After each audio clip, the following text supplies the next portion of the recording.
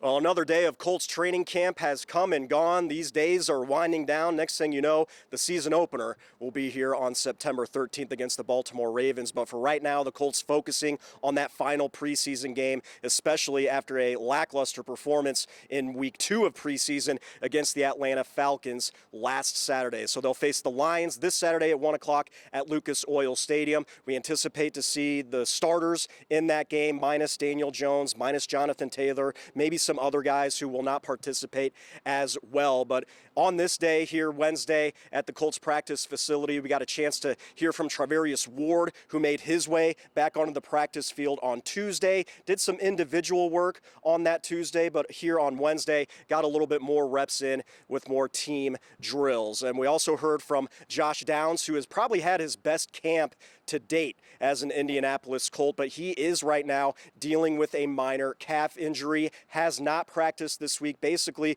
for cautionary reasons, but he did emphasize saying that he doesn't anticipate it to linger into the season. We also got a chance to hear from Reggie Wayne, who, of course, knows a lot about the wide receiver room. He was one himself here in Indianapolis, but he talks about the impact that Keenan Allen has had since he's been here for just about a week now, but he has made his presence very well known. So take a listen to what those guys had to say as we wrap up another day of camp for the Colts. It's an ongoing competition. We've got some guys that have played a bunch of snaps in there. It's been good.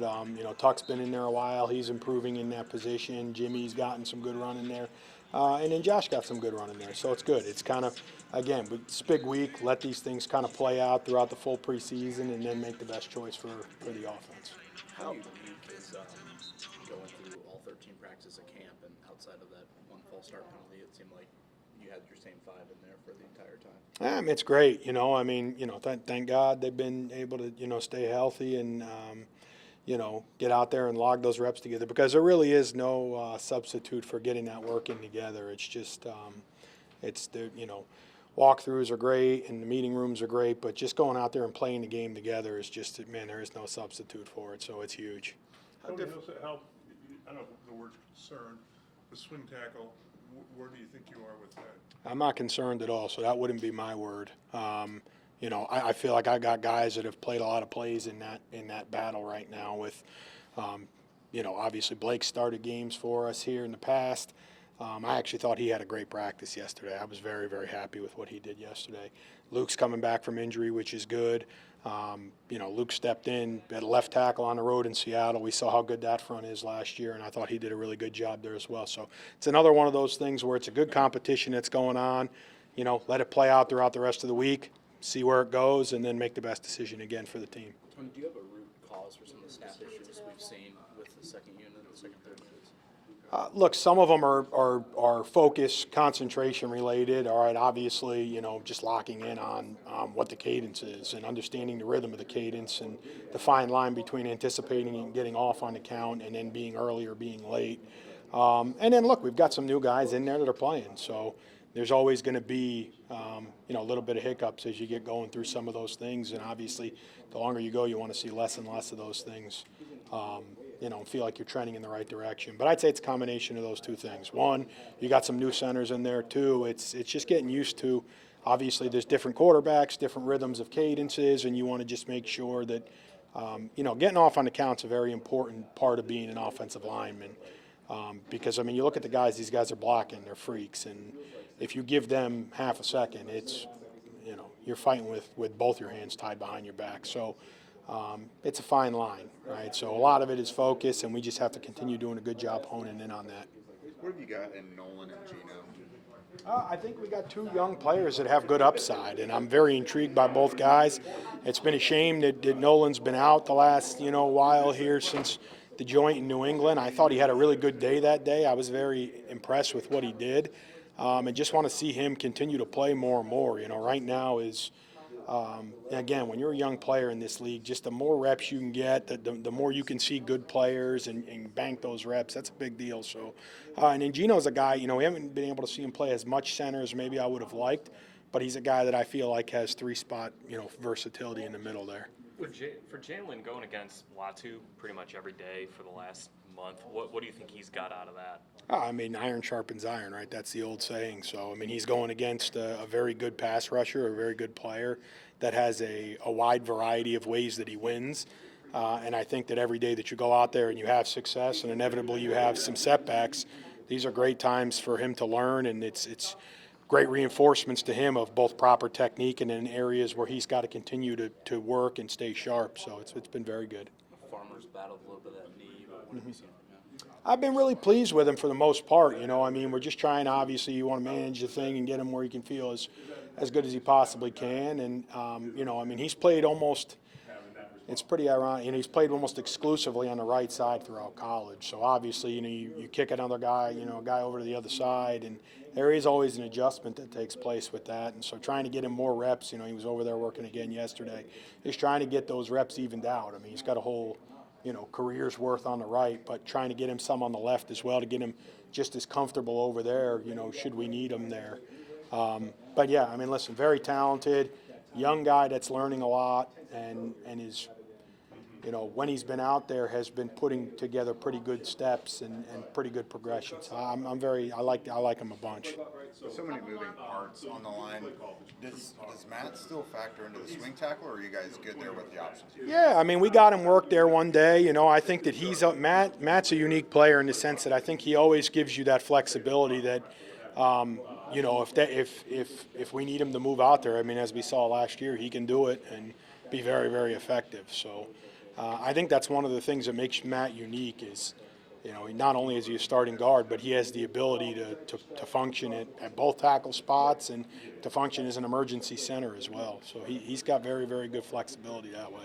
How do you weigh if that would happen, affecting two positions by then you got to put somebody else in the guard, somebody who's going to tackle? Yeah, you got to look at what you feel like is your best group of 5 people. That's what you got to look at. All right, how at the end of the day, what gives the offense and by proxy the team the best chance to go out there and play at a high level? And if the answer is that it's better to put another guard in there and him at tackle than it is to just switch one guy out and you're going to be stronger, then you make that move.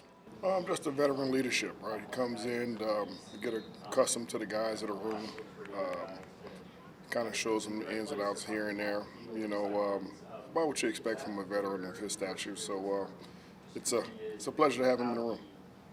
You said to bring in some Reggie Waynes. Does that kind of fit the bill? Yeah, on that status, yeah.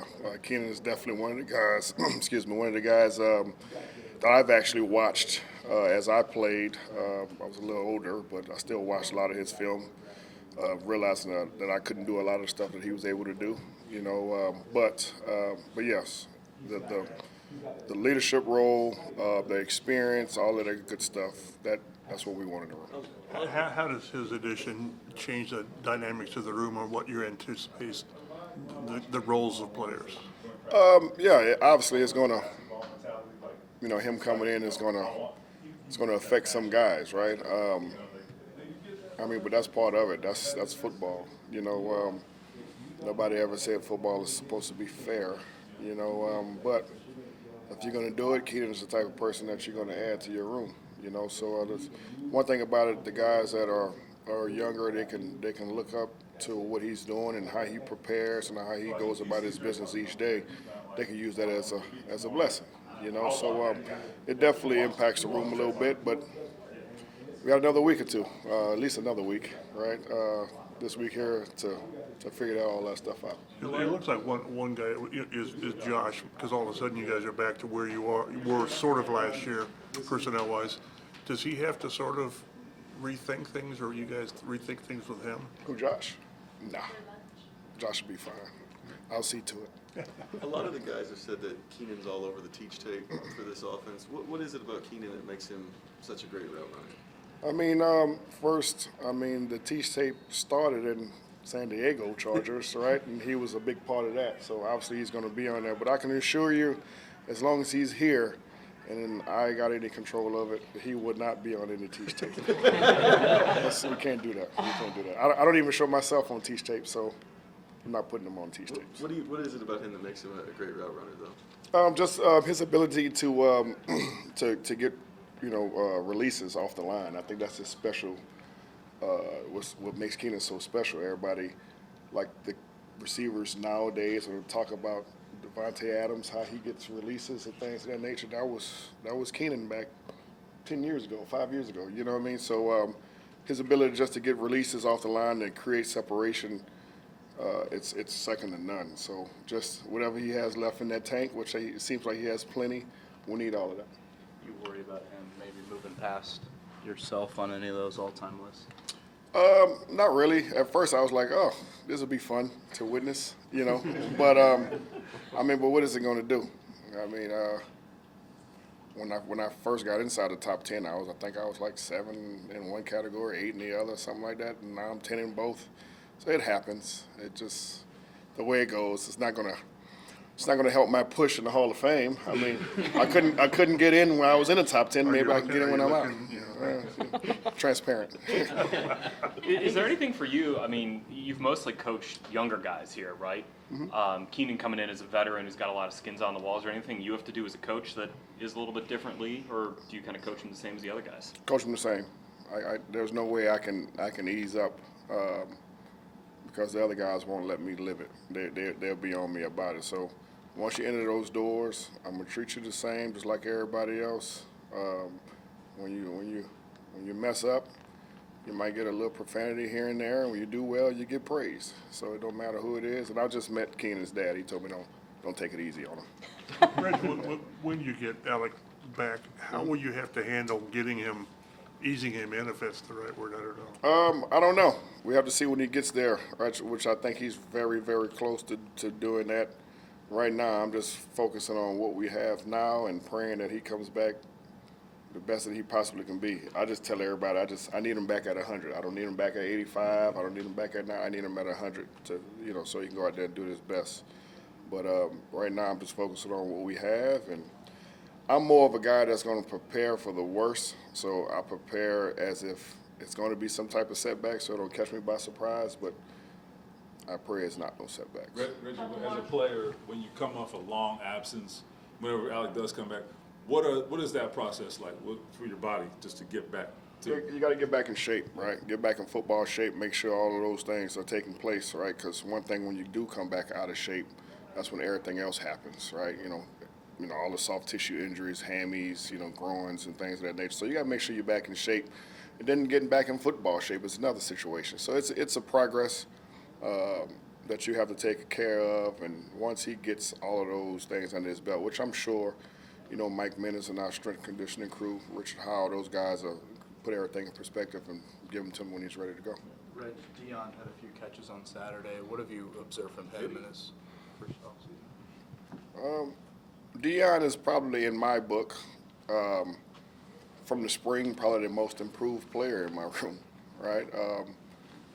He had just to keep it honest, he had a rough spring, but when he went on his break, on his vacation, obviously he's been studying. So he's come in, he's really no mental errors. He comes in, he knows what to do, does it 100 miles per hour. Now you can really see his speed because he knows what to do. And whenever you know what to do, you can come off the ball the way you want to. When you're unsure, now you come off hesitant and you don't see your full capabilities, But right now, Deion is really making a push for, to showing his worth, and I'm excited to see where this ends. Yeah, very minor. Just, precautionary stuff. Is this your best camp? In my opinion, I think it was. But obviously, I don't know what y'all would think, but I think in my opinion, it definitely was.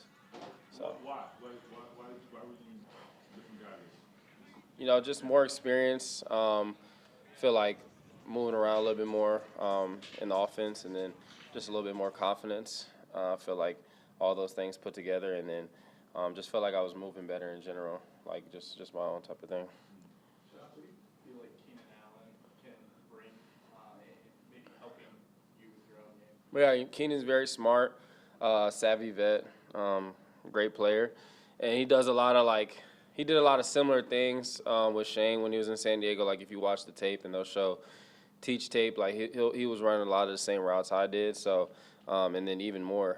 So just having that kind of knowledge to see what he was doing back then, and then also asking him his opinion on routes now is pretty cool to see what he thinks. And then you got Reggie as well, so having those two, kind of a little cheat code there.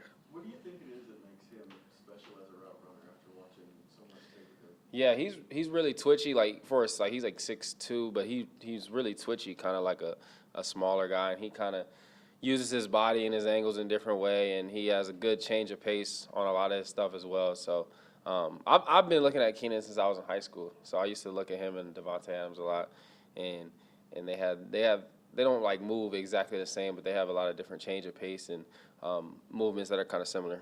So even though there is some overlap with some of the skill set when it comes to you and Keenan, especially on third down, we talked about this a little bit last week, but like, why do you think it can still work even though there is some overlap there? Nah, I wouldn't say like overlap, but I feel like we both work on third down. But it's a good thing. I feel like teams can't like bracket one or the other. They gotta just respect both, which will give one-on-ones to everybody across the board. And then you also got Tyler and you got Alex still, and then whoever else is in there. So I feel like it only helps at the end of the day, and it'll be smooth. You mentioned Devontae and Ken. How much, as you a receiver, how much can you appreciate guys who win because they're technicians? They're not just like the uber athletes. They just know the ins and outs of the position. Yeah, no, those guys get a lot of respect. I feel like just being able to really get open and not just like, obviously credit to the guys who are just like super athletic, super fast and stuff like that, but not everybody has that. So studying guys that truly just get open are able to use leverage and use different shifts and techniques and change of pace to get open, those are the guys that you truly like say like, oh, that's a route runner. So. Josh, at the start of camp, you said you were throwing with Daniel back in the summer. You had to like remind yourself he was hurt. Yeah. Now that you've seen it like in camp and in that camp setting, what impresses you even more about just the way that he's come back from everything? Yeah, I think Daniel looks great. I mean, I feel like he's done everything right this camp, and he's looked fantastic, and he hasn't lost a step from last year. So I'm excited to see him going into week 1 soon. But I feel like he's put in a great body of work this whole offseason. I feel like it just leads up to this Baltimore game coming week 1. Back when he got hurt, pretty quickly we were being told like, yeah, he's going to be back next year. Mm-hmm. And I wonder from your perspective, when you know Daniel, you believe in Daniel, but like, were you at that point fully expecting that, or was it something that you kind of needed to like see happen? Oh yeah, I mean, in a way, of course, it's an Achilles injury. Yeah. But when Jason Tatum came back kind of pretty quick, I had like asked Daniel about it. I was like, Tatum came back. He's like, well, I can probably come back quicker because he's like, I guess he said it's a little different with basketball and football. So I knew he was doing everything he was supposed to do. And then when I saw him in the spring taking reps, I already knew that he was going to be ready for camp because I was surprised he was even taking reps that early. So I pretty much knew then. So when you got back for OTAs and saw him, you were like, oh yeah, I knew he was going. Yeah, I knew he was going to be ready for sure. Josh, with last year being what it was, and then you lose Pitt, you trade Pitt, a volume guy, so there was going to be more to go around. And now you bring in Keenan, who's a volume guy. Are you curious how everybody gets their share? Nah, Coach gonna handle it how he wants to handle it. So that's his responsibility. I know you and Reggie and Shane talked about the offseason, working more with you on the outside. Mm-hmm. Outside the slot. How did that go throughout the game from doing that a little bit more often and like something you guys can utilize a little bit more? Just goes into the moving around conversation, playing in 2 wide receiver sets more and stuff like that. And I feel like we've done that, but obviously just game plan week to week, keep going, and go from there, obviously. So up to them, and I'm going to do my best to make the plays that come my way. Yeah, I feel good to be back out there for the first time in like 2.5, 3 weeks. Didn't really feel any pain yesterday, so it's kind of good to get back into the groove of things. Today I should get some real reps, some competition, so we'll see how I feel today. just how did camp feel? I mean, you didn't really, you had a couple rest days, I feel like that. Yeah, man, I feel like yourself fell out there, right? I feel like I felt decent at the beginning. Kind of started dealing with a little things here and there. Then obviously the injury happened in a little bit. I really felt like I wasn't able to get into like the full groove of things though, because I didn't get like a full rack of 4, 5, 6, 7 days in a row, like that I wanted to and expected to. At first I was kind of limited. Then I told him like I want to get all the reps, and as soon as I said that, I got hurt. So it was kind of like a little setback, but minor setback for a major comeback, man. Hopefully that's what it is. Have you dealt with back injuries before, or is that something that was new? Kind of a little bit last year. It was kind of like coming on last year, and this off season, in training camp, it kind of got like a little worse. So, yeah, it just happened. Unfortunate, but it happened. It's cool. Now that you've had to invest a little bit of time with it, have you guys or the medical team here taken like a deeper look into it as to what was? Yeah, I mean, we did some things for it.